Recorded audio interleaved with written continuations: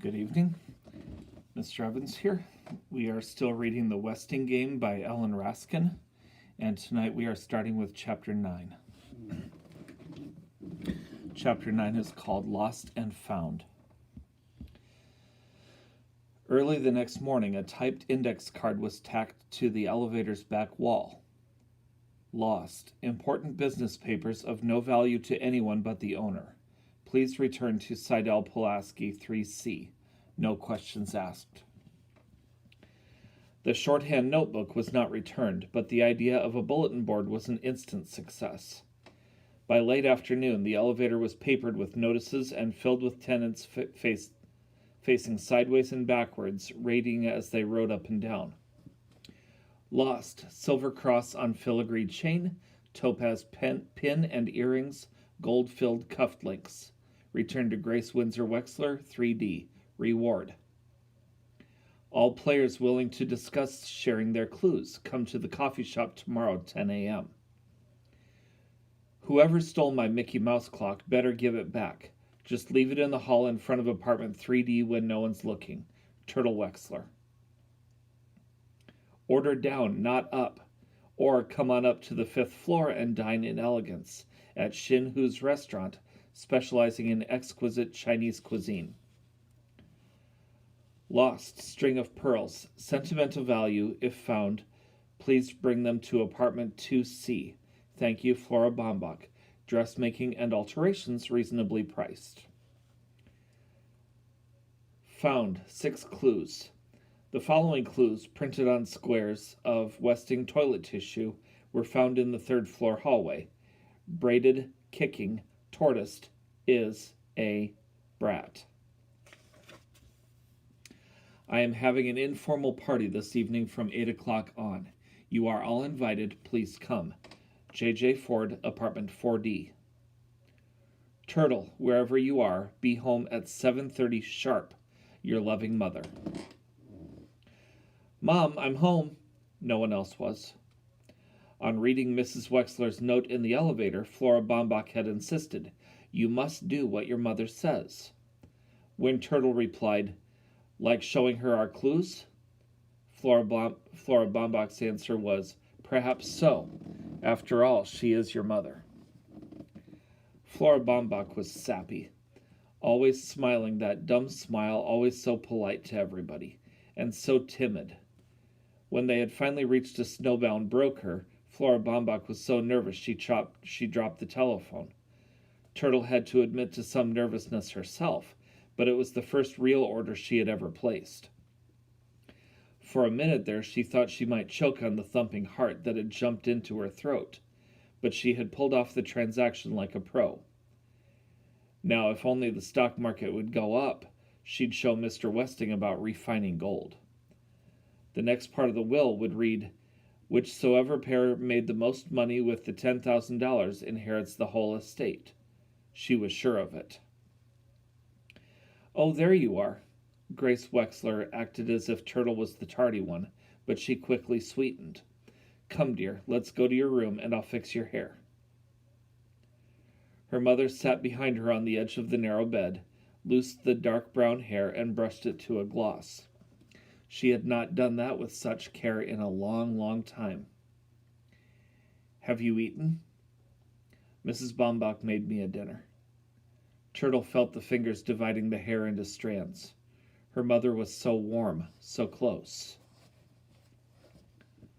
"Your poor father's probably starving. He's been so busy on the phone, changing appointments and all."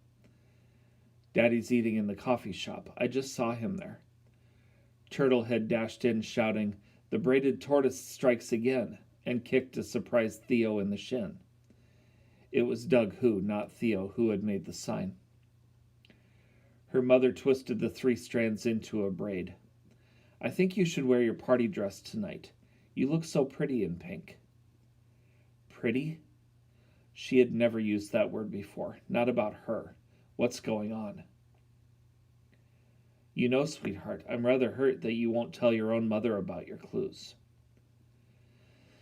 So that was it. She should have known. "My lips are sealed," Turtle said defiantly. "Just one eensy-beensy clue," Grace wheedled, winding a rubber band around the end of the braid. Mm-mm, Turtle replied through sealed lips. Angela came into the room and tugged Turtle's braid. Only her sister could get away with that. Beaming on her favorite, Grace took her hand, then gasped, "Angela, where's your engagement ring?" "I have a rash on my finger." Thump, thump. Seidel Pulaski appeared in the doorway. "Hi, what's everybody doing in a closet?" "See, I told you this was a closet," Turtle said. Grace ignored the complaint. It did no good being nice to that ungrateful child, never satisfied, always whining about something or other. "Oh, hello, Miss Pulaski." "I've been feeling a bit weakly lately, thank you, but nothing can keep me from a party." Seidel's crutch was painted in black and white squares to match her black and white checkered dress. Her large hoop earrings were also black and white. The white one dangled from her left ear, the black from her right. "The party is such a lovely idea," Grace said, warming up to the owner of the shorthand notes. "When I saw the invitation in the elevator, I suggested to Mr. Hu that he call the judge to see if she needed hors d'oeuvres. And sure enough, he got an order for 6 dozen. She turned to Angela. "Hadn't you better get dressed, dear? It's getting late. It's too bad Dr. D can't escort you to the party, but your father and I will take you." "Angela and I are going together. We're partners, you know." Seidel had it all planned. They were to appear in identical costumes. Tonight was the night they would discover if one of the heirs was twin. "I'm going to the party with Mrs. Baumbach," Turtle remarked. "The sign said everyone's invited." Again, Grace ignored her. "By the way, Miss Pulaski, I do hope you've changed your mind about showing me your notes." It was the secretary's turn to seal her lips. She wouldn't put it past that uppity Grace Windsor Wexler to steal the notebook from an unfortunate cripple and then rub it in. Grace tried again, her voice dripping honey. "You know, of course, that if I do win the inheritance, everything I own goes to Angela." Turtle bounded up. "Let me out of here. A person can't breathe in this closet." She kicked the bed, kicked the chair, kicked the desk, and elbowed past the disapproving secretary. "What in the world is wrong with that child?" her mother said. Judge Ford was instructing Theo in the art of bartending when the telephone rang. The snowbound newspaperman had found several items in the files. First, the engagement announcement of Angela Wexler to D. Denton Deere. Next, several clippings on a lawsuit brought against Sam Westing by an inventor named... "Hold on, please." Mr. Hu waddled in with a large tray of appetizers. The judge pointed him to the serving buffet and apologized to her caller. "I'm sorry, would you repeat that name?" "James Hu. He claimed Westing stole his idea of the disposable paper diaper." "1 minute, please." The judge cupped her hand over the mouthpiece. "Please don't leave, Mr. Hu. I was hoping you'd stay for the party, as a guest, of course. Your wife and son, too." Hu grunted. He hated parties. He had seen his fill of people eating and drinking and acting like clowns, jabbering like... So that's it. Jabbering, dropping clues. "I'll be right back." The receiver hissed with an impatient sigh. Then the researcher went on. "I've got a thick file of sports items on another Hu, a Doug Hu. Seems he runs a pretty fast mile for a high school kid. That's all I could find on the names he gave me, but I still have stacks of Westing clippings to go through." "Thank you so much." The doorbell rang. The party was about to begin. Chapter 10 is called The Long Party. "I hope we're not too early." Grace Windsor Wexler always arrived at parties fashionably late, but not tonight. She didn't want to miss a thing, or a clue, or wait around in her apartment with a murderer on the loose. "I don't think you've met my husband, Dr. Wexler." "Call me Jake." "Hello, Jake," Judge Ford said. A firm handshake, laugh lines around his eyes. He needed a sense of humor with that social climbing wife. What a lovely living room, so practically furnished, Grace commented. Our apartments are identical in layout, but mine looks so different. You must come see what I've done with it. I'm a decorator, you know. 3 bedrooms do seem rather spacious for a single woman. What does she mean, 3 bedrooms? This is a 1-bedroom apartment. Would you care for an appetizer, Mrs. Wexler? I'm curious to know exactly how you're related to the Westing family. The judge had hoped to take the heiress by surprise, but Grace gained time by coughing. Goodness, that ginger is spicy. It's the Szechuan cookie style, you know. How am I related? Let me see. Uncle Sam was my father's oldest brother, or was he the youngest brother of my father's father? Excuse me, I have to greet my other guests. The judge left the prattling pretender. Father's brother or father's father's brother.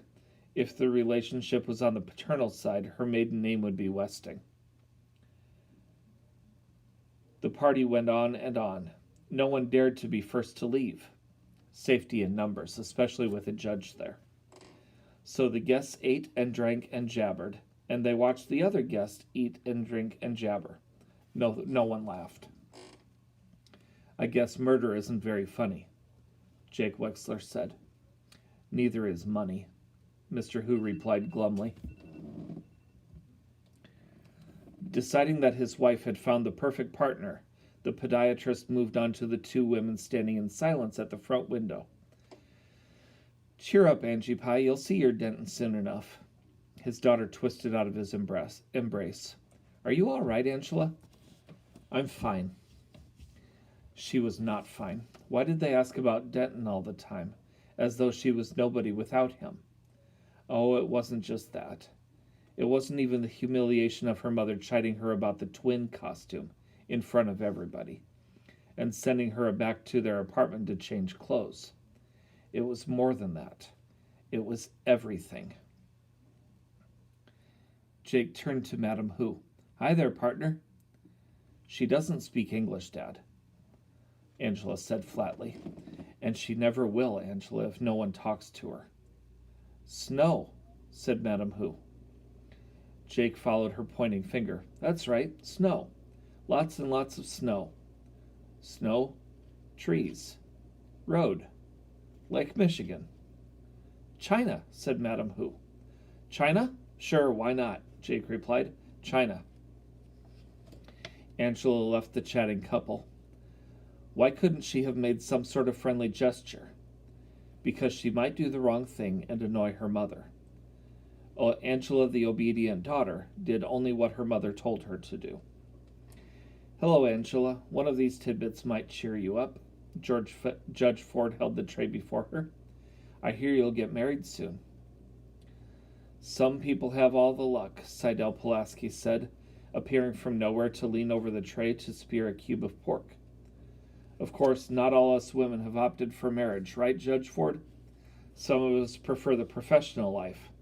Though I must say, if a handsome young doctor like Denton Deere proposed to me, I might just change my mind. Too bad he doesn't happen to be twins. Excuse me. The judge moved away. I'm not having any luck at all, Angela, Seidel whined. If only your mother hadn't made you change clothes, someone surely would have mentioned twin. It's much harder to judge reactions when I have to bring up the subject myself. You shouldn't let your mother boss you like that. You're a grown woman, about to be married. Excuse me. Angela moved away. Yes, thank you. I would like a refill, Seidel said to nobody and hobbled to the bar. Something non-alcoholic, please. Doctor's orders. Make it a double. Twins. Twins? What's she talking about? Theo wondered, staring at the black and white checkered costume. 2 ginger ales for the chessboard, coming right up. Hidden among her guests, the judge studied the 2 people standing off in the corner, the only pair in Sunset Towers who were not Westing heirs. George Theodorakis placed his hand on the shoulder of his invalid son, a large, bronze, hard-working hand, like Theo's. Theo resembled him in many ways. Tall, wide shoulders, slim-waisted, the same thick, straight black hair, but age had chiseled the father's face into sharper planes. His troubled eyes stared across the room at Angela. Catherine Theodorakis, a slight, careworn woman, gazed down on her younger son with tired, dark-circled eyes. From his wheelchair, Chris watched legs. Other than the funny lady with the shorthand notes, the only limpers were his brother Theo — Turtle had kicked him again — and Mrs. Wexler, who stood on one leg rubbing her stocking foot against her calf. A high-heeled shoe stood alone on the carpet beneath her. Judge Ford didn't limp. Besides, she couldn't be a murderer in spite of his clues. Nobody here looks like a murderer. They're all nice people. Even this fat Chinese man who grumbles all the time. George Theodorakis greeted Mr. Hu with, "How's business?" Hu spun around and stomped off from his fellow restaurant owner in a huff of anger. James Hu, inventor. That's who the judge wanted to talk to, but there was a problem at the bar. A long line had formed, and it wasn't moving. There are 16 white pieces and 16 black pieces in chess, Theo was explaining to Seidel Pulaski. Do you play chess, Judge Ford? A bit, but I haven't played in years. The judge led the secretary away from the crowded bar. Theo must think the Weston game has something to do with chess. He may be right. It certainly is as complicated as a chess game. But I did study, Doug was arguing. The judge interrupted. I haven't had a chance to thank you for the delicious food, Mr. Hu. How long have you been in the restaurant business? Running up and down stairs is not studying, Hu said. Seidel Pulaski butted in.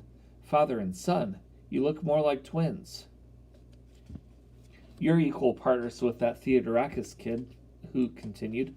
Why didn't you insist on holding the meeting in our restaurant instead of that greasy coffee shop? Because some people don't like chow mein for breakfast, Seidel Pulaski replied. There you are, dear. Grace patted a stray wisp of Angela's hair into place. We must do something about your coiffure. I'll make an appointment for you with my hairdresser once the snow is cleared. Long hair is too youthful for a woman about to be married. I can't understand what got into you, Angela, coming to this party in that old checkered dress and those awful accessories, just because your partner dresses like a freak. She's not a freak, Mother. I was just speaking to Mr. Hu about catering the wedding shower on Saturday. I arranged for little Madame Hu to serve in one of those slinky Chinese gowns. Where are you going? Angela! Angela rushed into Judge Ford's kitchen. She had to get away. She had to be alone, by herself, or she'd burst out crying. She was not alone. Crow was there. The two women stared at each other in surprise, then turned away. Poor baby. Crow wanted to reach out to the pretty child. She wanted to take her in her arms and say, poor baby, go ahead and cry. But she couldn't. All she could say was, here. Angela took the dish towel from the cleaning woman and bunched it against her face to muffle the wrenching sobs. The guests jabbered on and on about the weather, about food, about football, about chess, about twins.